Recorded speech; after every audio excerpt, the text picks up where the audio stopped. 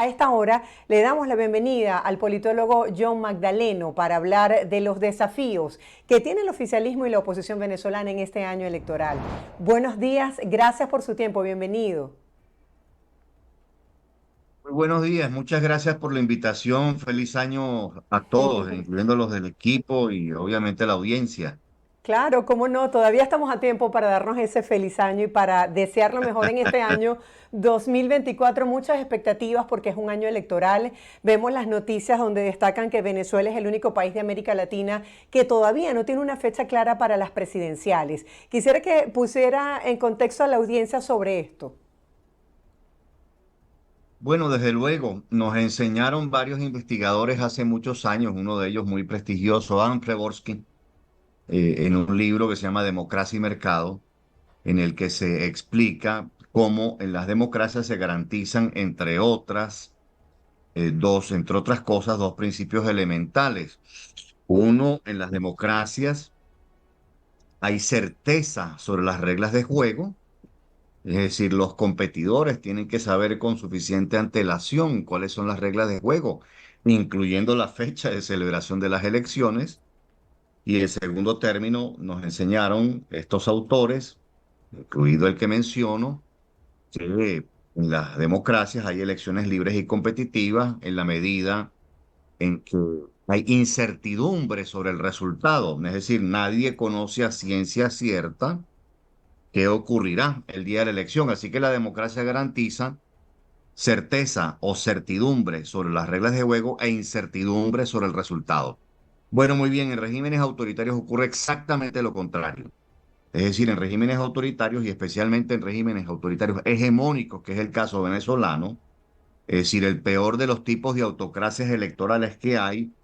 Después de esto, de este tipo, una peor es la autocracia cerrada, evidentemente, pero el peor tipo de la autocracia electoral disponible es el autoritarismo hegemónico. Allí ocurre exactamente lo contrario, es decir, las autocracias manipulan y violan una serie de garantías constitucionales o legales que precisamente impiden que se puedan celebrar elecciones libres, competitivas, justas, imparciales y verificables. Y una de las cosas que las autocracias en el siglo XXI frecuentemente hacen es precisamente introducir elementos de incertidumbre para dificultar a la oposición las tareas de organización, de articulación y de coordinación estratégica. Entonces, esto que estamos viendo no es novedoso. Sí, se ha hablado de que las elecciones pudiesen celebrarse en el segundo semestre de este año 2024, pero ¿con qué garantías electorales cuenta la oposición si se celebran, por ejemplo, lo más cercano al mes de julio? Bueno, hasta donde yo puedo entender, se ha hablado del último trimestre del año. Efectivamente, en el Acuerdo de Barbados, en uno de los acuerdos, el Acuerdo para garantizar los derechos políticos, se habla del último semestre, pero ciertamente de forma extraoficial se sabe, hasta la fecha cuando menos, que se habría evaluado celebrar las presidenciales entre octubre y noviembre de este año. Una consideración de mucho interés es que efectivamente las elecciones presidenciales norteamericanas van a tener lugar en el mes de noviembre, por lo que muy probablemente o se celebren justo antes o justo después. En cualquier caso, evidentemente las garantías que asisten a la oposición en esta elección presidencial de no producirse mejoras sustantivas, obviamente serían garantías que comunicarían, como viene sucediendo desde hace años, asimetrías. Por ejemplo, el gobierno viene utilizando desde hace unos cuantos años ya el procedimiento de la inhabilitación para inhibir la postulación de un candidato competitivo. No es la primera vez que ocurre. Ocurrió en el pasado con Leopoldo López, con Enrique Capriles, con Freddy Superlano, incluso habiendo ganado la elección a la gobernación del estado Barinas.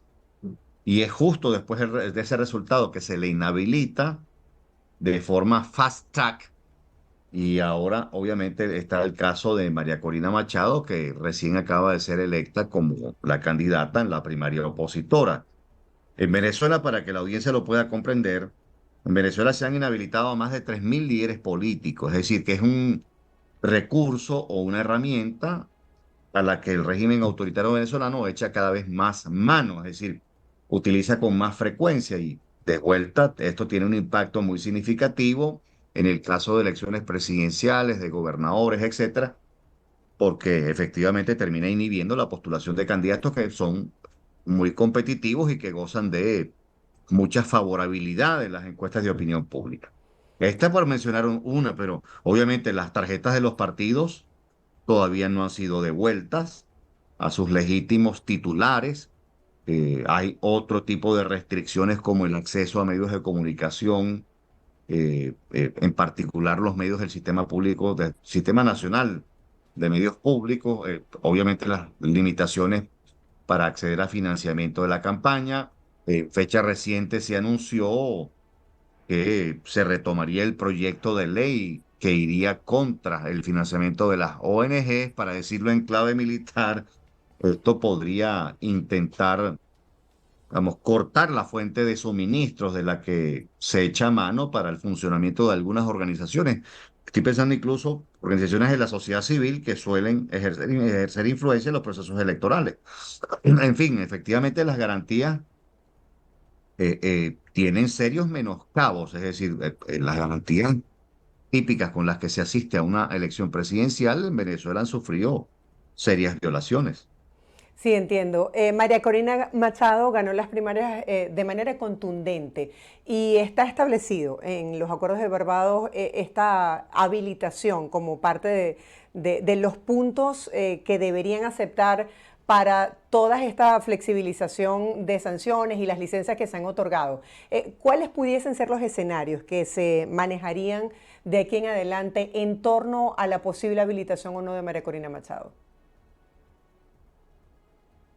Bueno, evidentemente un escenario es que efectivamente después de mucha presión, de muchas, digamos, de un desarrollo de las negociaciones, eh, se produzca la habilitación, que obviamente no es un escenario sencillo.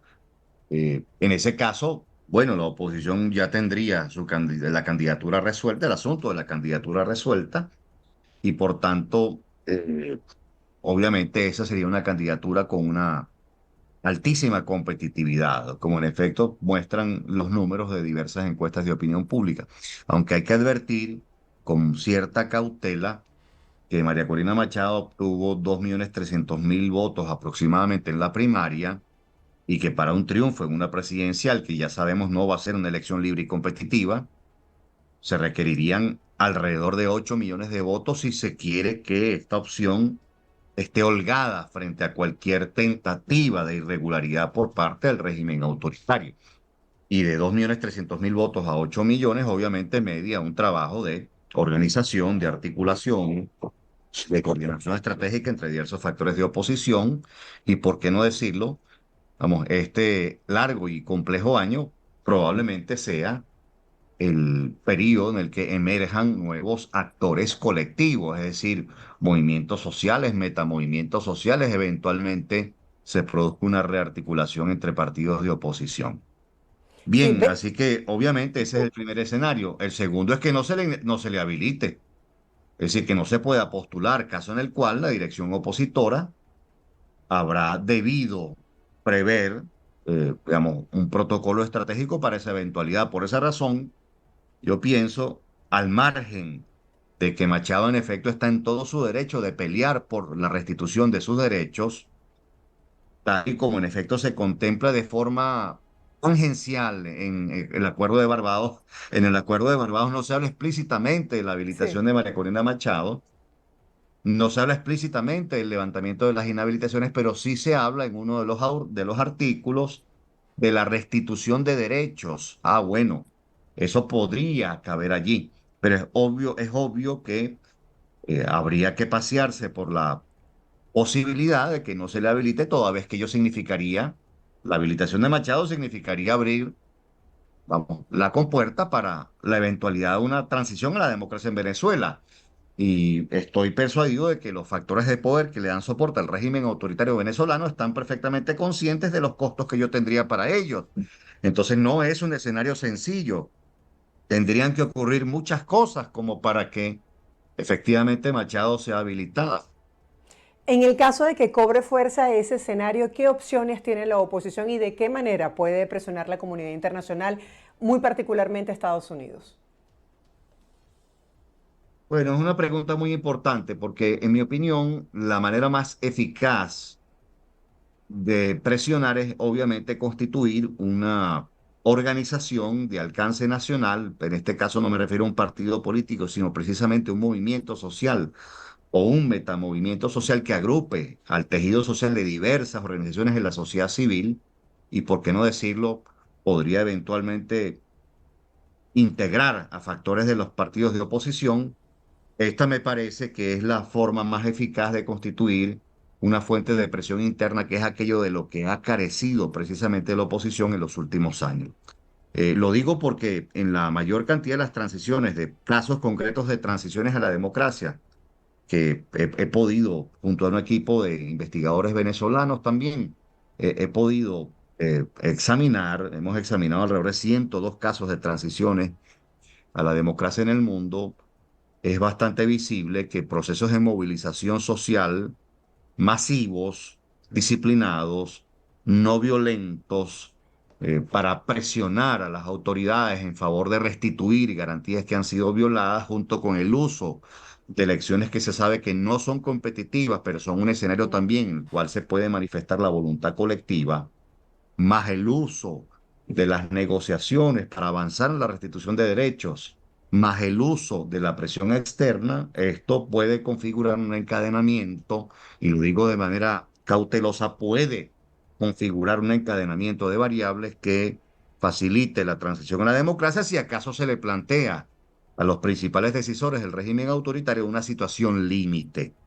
En mi opinión, la situación límite que se le plantearía a un régimen autoritario como el venezolano debería ser con motivo de la elección presidencial. Pero para ello, obviamente, hay que desplegar, la oposición tendría que desarrollar un conjunto de capacidades vinculadas a estas cuatro materias o herramientas de las que acabo de hablar. Las repito rápidamente: una movilización masiva, disciplinada y no violenta.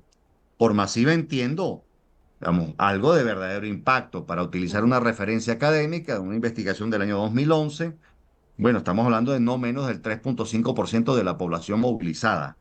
En las cifras de los venezolanos que quedan en el territorio nacional, eso podría comportar organizar un movimiento social o un metamovimiento de cerca de 1 millón de personas para que se movilice a lo largo de todo el año, en demanda de reivindicaciones concretas y también en demanda de la restitución de derechos que han sido violadas. Esa es la primera herramienta. La segunda, una utilización inteligente, estratégicamente eficaz de la elección presidencial para obviamente movilizar también a una mayoría significativa del país. En tercer lugar, un uso también estratégico de las negociaciones vamos, para forzar, digamos, la restitución de garantías. Y tercero, y cuarto, perdón, la presión externa. Pero insisto en el hecho, y con esto cierro, insisto en el hecho de que la mayor parte de las transiciones a la democracia han estado fundamentalmente estimuladas por la presión interna. La presión externa puede contribuir como variable complementaria, pero no suele ser la variable disparadora de procesos de redemocratización. No suele ser la variable que estimula la mayor cantidad de las transiciones a la democracia, conforme a mi propia investigación. Así que sí, la presión externa podría ayudar, pero si acaso estas otras tres herramientas se utilizan con más eficacia que lo que ha ocurrido en el pasado. Claro, entiendo. Tomando en cuenta esa presión interna, ¿usted cree que existe la motivación en este momento, la conexión del pueblo venezolano para salir a las calles cuando la gente está buscando cómo resolver? Mire, es una bella pregunta porque efectivamente en situaciones de precarización y de empobrecimiento, obviamente la gente busca resolver sus urgencias, sus Correcto. necesidades vitales. Pero mire, estamos viendo registro en varias variables y por diferentes medios que parecen cuestionar esta idea que obviamente es una idea muy razonable. En primer lugar, tenemos registro del número de protestas que se viene produciendo en el país y hay en efecto desde el año pasado, mejor dicho, del año antepasado, porque ya estamos en 2024, desde el año 2022 hay registro de un incremento de las protestas. Ya venían incrementándose hasta el año 2019 y evidentemente la pandemia tuvo un impacto sobre el número de las protestas, pero desde 2022 se viene registrando un incremento, 2022 y 2023, se viene registrando un incremento de la conflictividad social medida por intermedio del número de protestas que se celebran mes a mes y por tanto en el número global del año. También se tiene registro en encuestas de opinión pública eh, conforme al cual o conforme a los cuales, los registros, quiero decir, conforme a los cuales la disposición a protestar viene incrementándose en diversas materias, por servicios públicos, por mejoras salariales, por eh, reivindicaciones laborales, por el cambio político, es decir, en diversas materias viene registrándose un aumento de la disposición a votar.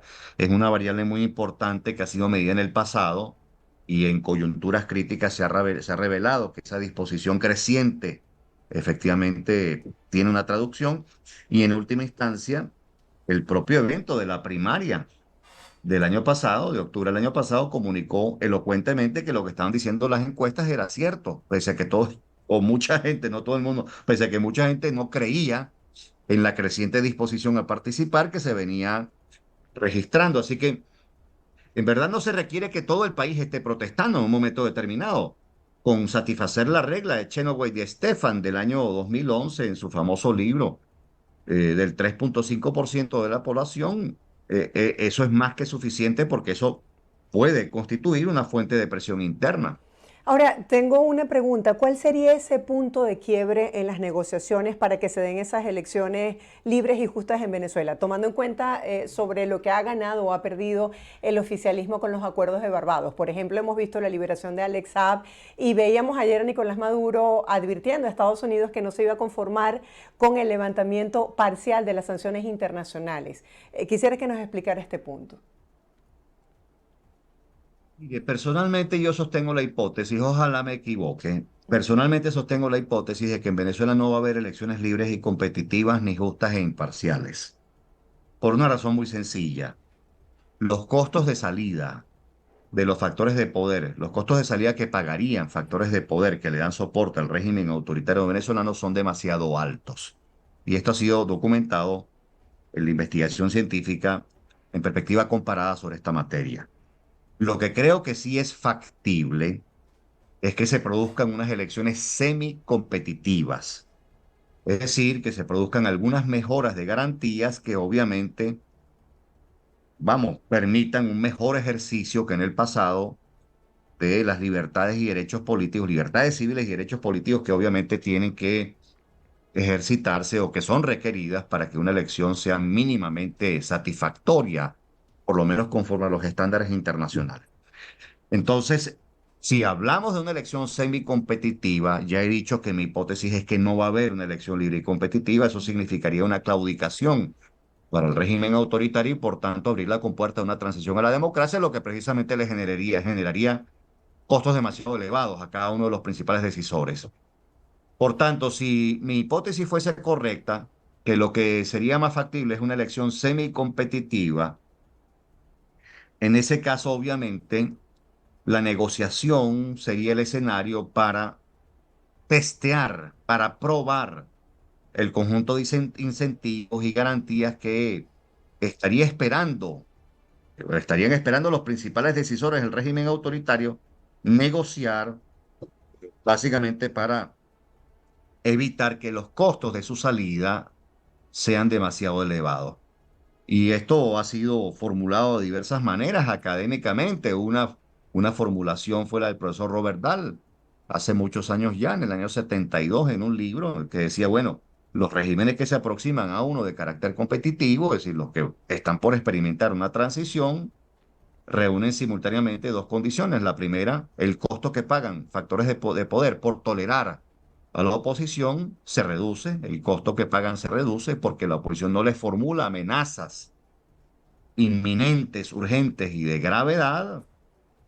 Y por otro lado, el costo de la represión de esos sectores opositores o de la supresión, obviamente se eleva, el costo de la represión se eleva. Esa combinación, ese par de variables, tiene que operar en esa dirección y yo mismo he propuesto en un trabajo académico un par de variables adicionales.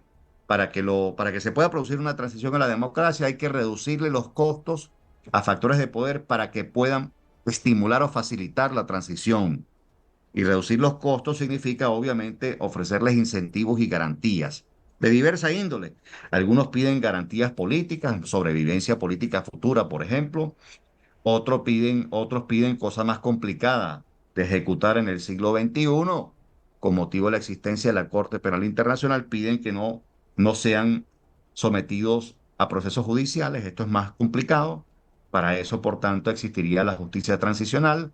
Otros piden la posibilidad de salir del país y hacer sus vidas con sus familias. Es decir, diversos actores que pertenecieron a regímenes autoritarios piden, digamos, variadas cosas. El punto crucial es que hay que satisfacer los dos pares de variables, conforme a la formulación de Robert Dahl y mi propia formulación, reducir los costos de salida y aumentar los costos de permanencia. Esto obviamente nos haría lugar a una conversación mucho más larga. Sí, entiendo. Usted que es especialista en manejo de datos, consultor político, profesor universitario, quisiera que nos brindara su posición, su análisis sobre lo que fue la presentación el día de ayer de Nicolás Maduro, de su memoria y cuenta, por la gestión donde hablaba de los supuestos logros en materia económica, donde culpaba a Estados Unidos por las sanciones. Dijo, si no hubiesen existido esas sanciones, seríamos una gran potencia. ¿Cómo se perfila Nicolás Maduro como posible candidato del oficialismo para las presidenciales?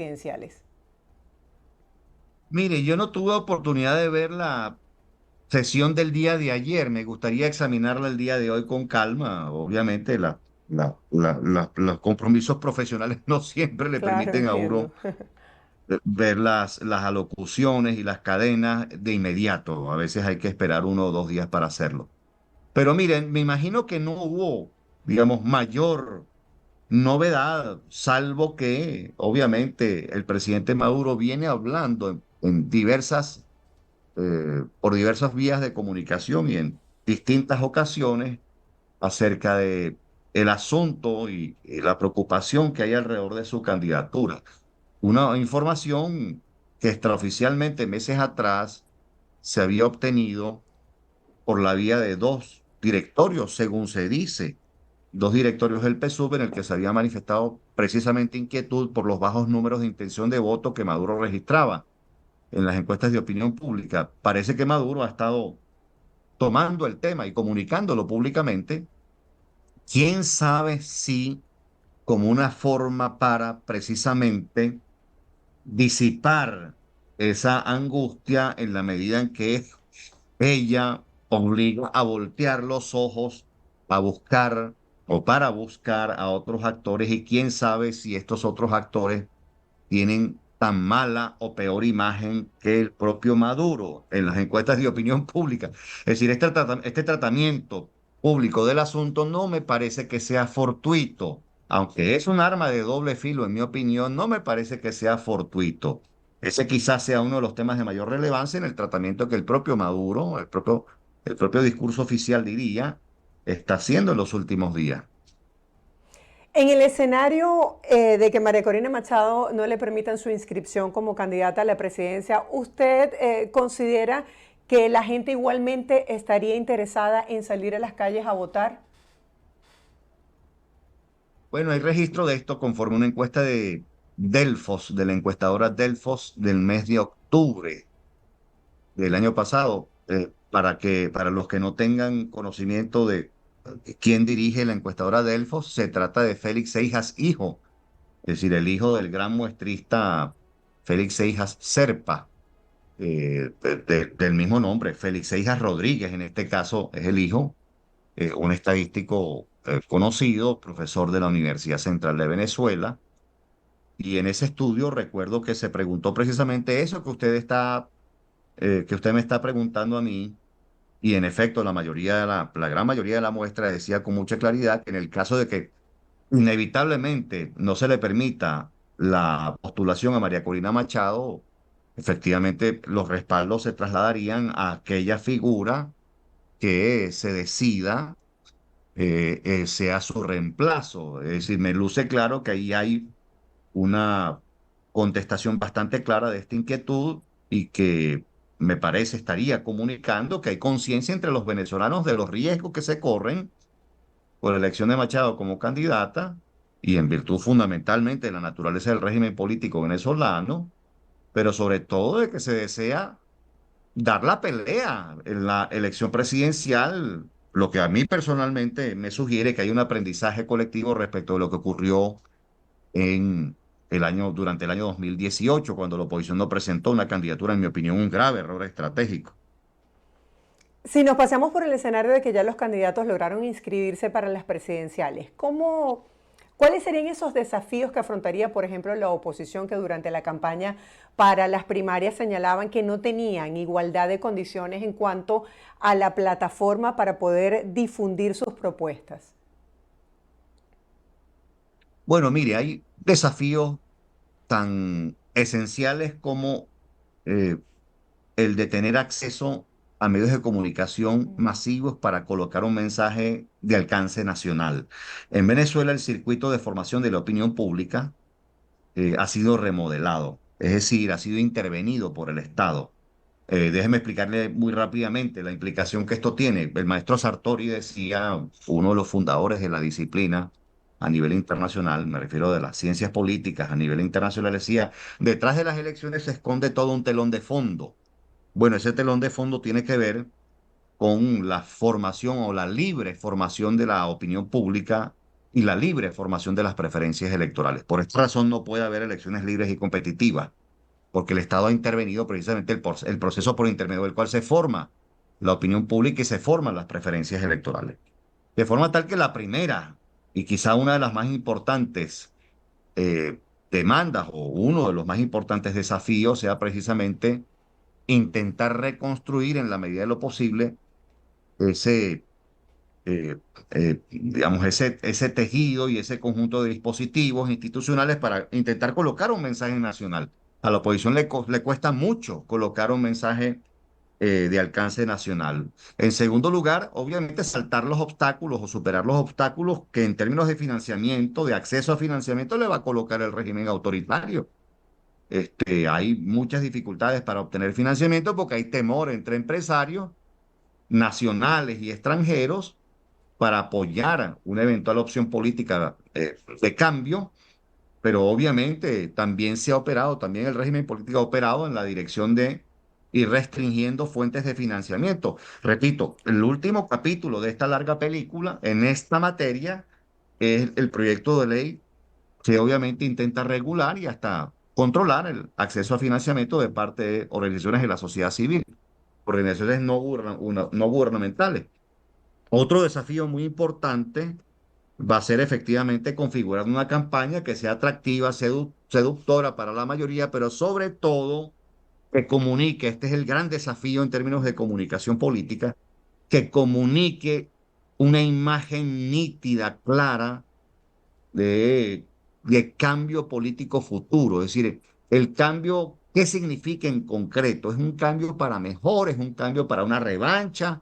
¿Es un cambio para, digamos, la continuidad de la conflictividad sociopolítica con otros actores en el poder? Es decir, eso hay que clarificárselo a la mayoría del país. Usted y yo probablemente lo tengamos claro, pero la mayor parte del país no. Así que este es un gran desafío en términos de comunicación política. Otro desafío muy importante es organizar mucho a la gente, a las bases sociales, articular a diversos sectores sociales, no solo a los partidos de oposición, sino a los partidos y a sectores de la sociedad civil, de forma tal que esto permita precisamente la constitución de una fuente de presión interna, orquestar a estos sectores, articularlos, coordinarlos, no solo de cara a la elección, sino las tareas que hay que hacer, que hay que emprender antes, la movilización social de la que hablé tiene que arrancar mucho antes de la elección y obviamente dado que será una elección muy posiblemente no libre y no competitiva, entonces desde luego la oposición tiene que prepararse para escenarios complejos como intentos de irregularidades severas, digamos, intentos de manipulación, etcétera. Es decir, tiene que preparar un conjunto de dispositivos que intenten superar estas amenazas e imponerle costos, crecientes costos al régimen autoritario por la eventualidad de que intente cometerlas. Así que estos son algunos de los desafíos que, en mi opinión, tiene planteada la oposición para este año. Como puede verse claramente, es un largo y complejo año. Sí, un panorama bastante complicado. Gracias, John, por acompañarnos el día de hoy y compartir toda esta información, todo A su este orden siempre. análisis sobre lo que está ocurriendo con la audiencia. Feliz día. Igualmente, a su orden siempre. Gracias. Era John Magdaleno. Él es politólogo y además educador venezolano.